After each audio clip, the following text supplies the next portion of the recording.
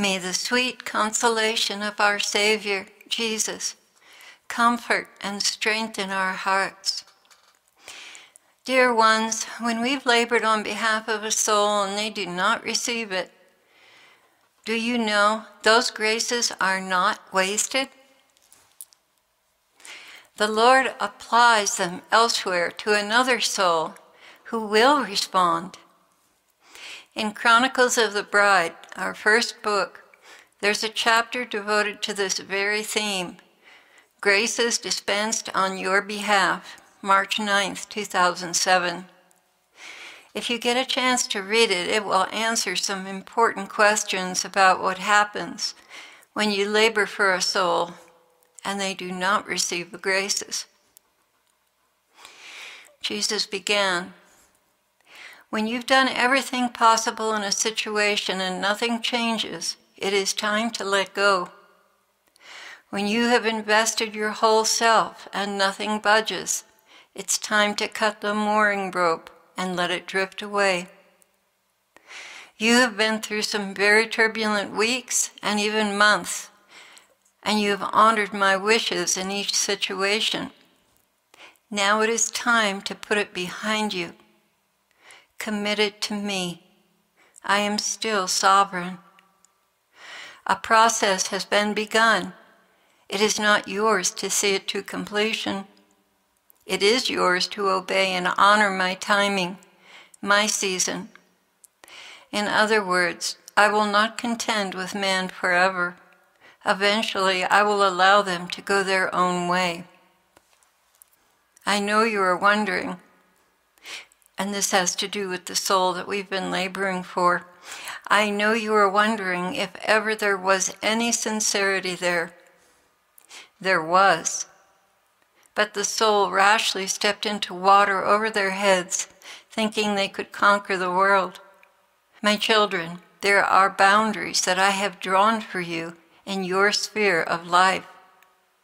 If you have been following me for a while, these boundaries are very secure. Nonetheless, a soul tends to get restless and wants to take on more territory than they're ready for. When one does that, they put themselves in extreme danger and compromise. Just because you have success in one area does not mean it is given to you to press into all areas without prudence. When a soul wants to be right, 1,000,000 justifications are given for whatever course of action they take. Such a soul is very easy to deceive because they can easily be flattered into believing that what they want to do is given them from above. That is not the case at all, my dear ones. With the spirit of ambition, the soul easily loses sight of the boundaries I have drawn for them. The sky is the limit, and they go charging ahead. You could not see this coming, but you saw other things coming, warning signs, and what you saw indeed happened. It grieves me to see one of mine falling under a cloud of self-will and self-aggrandizement. This is why I am so slow in giving out promotions and rewards. There is nothing more dangerous to oneself than an overly confident spirit. You have seen the effects of that recklessness before in your own life. My children, when I give you a gift, you must hold it close to your heart. If you go about broadcasting and bragging about it, a thief lying in wait will surely despoil you of it. The more you talk, the more you advertise, the more you advance in your gift without an eye to prudence, the more likely you are to lose it. I wish for you to prosper in the gifts I give you, but do not allow that to cause you to presume to tread where angels fear to go. Keep applying yourself with steady progress, but do not imagine yourself impervious to error or victorious in every battle. In fact, it is safest to prepare your heart that you will make errors as you move ahead. Errors are inevitable and a vital part of learning. So do not presume to be right in every circumstance. Rather, wait for those who are further along in their life path to counsel you when you are moving into new territory. In that way, your progress will be secure and orderly. It is very difficult to retrieve a soul from error when they've made stunning progress. So much of the ego is inflated that letting go of that victorious, impervious image is nigh unto impossible. Falling in public carries with it crushing embarrassment. However, those who confess their falls frequently and have no image to maintain handle their falls with greater ease and honesty. Is that humility?